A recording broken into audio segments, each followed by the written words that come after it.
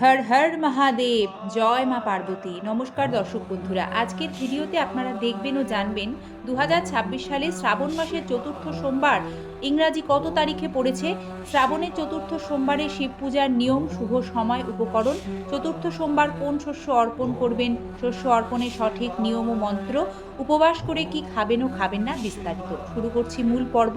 আশা রাখি সকলে মহাদেব ও মাতা পার্বতীর আশীর্বাদে ভালো আছেন। 2026 সালে বাংলা ক্যালেন্ডার অনুযায়ী অর্থাৎ 1433 বঙ্গাব্দে শ্রাবণ মাসে চতুর্থ সোমবার পড়ছে ইংরাজি 10ই আগস্ট, বাংলার 24শে শ্রাবণ। শ্রাবণ সোমবারগুলিতে শিব পুজো করতে যে উপকরণ প্রয়োজন হয় সে সম্পর্কে সবার আগে বলছি। শ্রাবণের চতুর্থ সোমবার শিব পূজার জন্য যে জিনিসগুলি প্রয়োজন হবে তা হলো একটি শিবলিঙ্গ, গঙ্গা জল, দুধ, দই, ঘি, মধু, চিনি, এই 5টি জিনিস মিশিয়ে পঞ্চামৃত, বেলপাতা, ধুতুরা ফুল, আকন্দ ফুল, নীলকণ্ঠ ফুল, সাদা ফুল, সাদা চন্দন, ধূপ, দ্বীপ, নৈবেদ্য, গোটা ফল এবং অবশ্যই সাধ্যমতো দক্ষিণা প্রদান করবেন। কিভাবে পুজো শুরু করবেন? শ্রাবণের চতুর্থ সোমবার খুব সকাল সকাল ঘুম থেকে উঠে স্নান করে পরিষ্কার সাদা ও হালকা রঙের পোশাক পরিধান করবেন। তারপর জলাভিষেকের নিয়ম শুরু করবেন। জলাভিষেকের জন্য পরিষ্কার পাত্রে গঙ্গা জল নিয়ে উত্তর দিকে মুখ করে দাঁড়িয়ে প্রথমে শিবলিঙ্গে ঢালবেন, এরপর একে একে দুধ ঢালবেন, পঞ্চামৃত ঢালবেন। পঞ্চামৃত হলো দুধ, দই, মধু, ঘি, চিনির মিশ্রণ।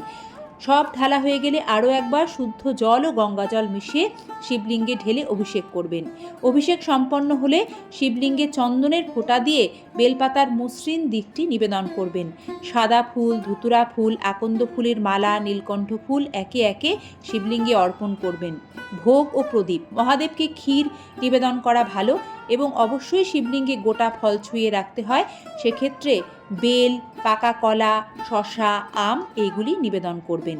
ধূপ দ্বীপ জ্বালিয়ে আরতি করবেন। অবশ্যই শিবলিঙ্গের সামনে একটি ঘিয়ের প্রদীপের মধ্যে কর্পূর রেখে জ্বালিয়ে আরতি করবেন। পূজার সময় সম্ভব হলে 108 বার বা নিয়মিত নমঃ শিবায় মন্ত্র জপ করবেন। ব্রতের কথা বা শিব পুরাণ পাঠ করবেন। শিব চালিসা পাঠ করতে পারেন। মহামৃত্যুঞ্জয় মন্ত্র পাঠ করবেন। শ্রাবণের চতুর্থ সোমবার শিবলিঙ্গে কোন শস্য অর্পণ করতে হয়? শাস্ত্রমতে শ্রাবণের চতুর্থ সোমবার শিবলিঙ্গে অর্পণ করতে হয় 1 মুষ্টি অর্থাৎ 1 মুঠ জব। জব অর্থাৎ বার্লি।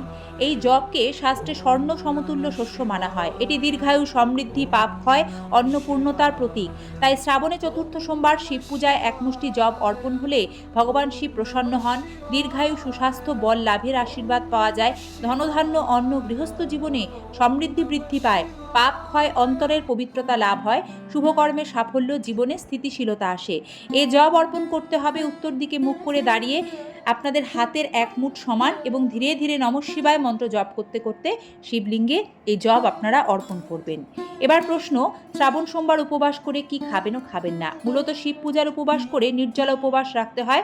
শিবলিঙ্গে জল ঢালা হয়ে গেলে শুধুমাত্র দুধ, সাবু, ফল, মিষ্টি এগুলি খেয়ে উপবাস রাখতে পারেন। কোনোভাবেই দানা শস্য অর্থাৎ ভাত, রুটি এগুলি কিন্তু খাওয়া যায় না। আর সেঁকা পোড়া কোনো ধরনের খাবারই শিব পূজার উপবাসে চলে না, সে কারণেই রুটি খেতে না করা হয়। কোনোভাবেই খাবারে পেঁয়াজ, রসুন, সাধারণ লবণ ব্যবহার করা যাবে না। শুধুমাত্র সৈন্ধব লবণ ব্যবহার্য। এই নিয়ম মানতে আপনি যদি একান্তই শারীরিক কারণে না পারেন, কারণ উপবাস অনেকটাই নির্ভর করে যিনি ব্রত করেন তার শারীরিক অবস্থার ওপর, তাহলে ব্রত করে অবশ্যই নিরামিষ আহার গ্রহণ করবেন। শিব পূজায় কখনোই হলুদ, কুমকুম, তুলসী পাতা, কেতকী ফুল নিবেদন করবেন না। কিন্তু শিবলিঙ্গে অবশ্যই বেলপাতার পাশাপাশি আপনারা দূর্বাও অর্পণ করবেন। এতে দীর্ঘায়ু ও সুস্বাস্থ্য লাভ হয়। দর্শক বন্ধুরা, এই ব্রতের আরও একটি গুরুত্বপূর্ণ দিক হলো সংযম, আত্মনিয়ন্ত্রণ। উপবাস কেবল খাদ্য থেকে বিরত থাকা নয়। উপবাস মানে ক্রোধ, অহংকার, মিথ্যা, পরনিন্দা, অশুভ চিন্তা থেকেও নিজেকে দূরে রেখে পূর্ণ দিবস মহাদেবের চরণে নিজেকে সমর্পণ করা, সম্পূর্ণ ভক্তি ও বিশ্বাস দিয়ে। আর এটাই হলো শিব পূজার মূল উপকরণ এবং এই উপকরণেই মহাদেব সবচেয়ে বেশি খুশি হন। শাস্ত্রে দান পুণ্যের বিশেষ গুরুত্ব রয়েছে। তাই শ্রাবণ সোমবার করে দরিদ্র অসহায় ব্যক্তিদের যদি পারেন সাধ্যমতো নিঃস্বার্থভাবে দান ধ্যান করবেন। খাদ্য, বস্ত্র, প্রয়োজনীয় সামগ্রী, এতে আশুতোষ মহাদেবের বিশেষ কৃপা লাভ করবেন। এই ছিল আজকের পর্ব। সকলকে শ্রাবণের চতুর্থ সোমবারের শুভেচ্ছা জানিয়ে পর্বটি এখানেই শেষ করছি। সকলে ভালো থাকবেন। হর হর মহাদেব, জয় মা পার্বতী।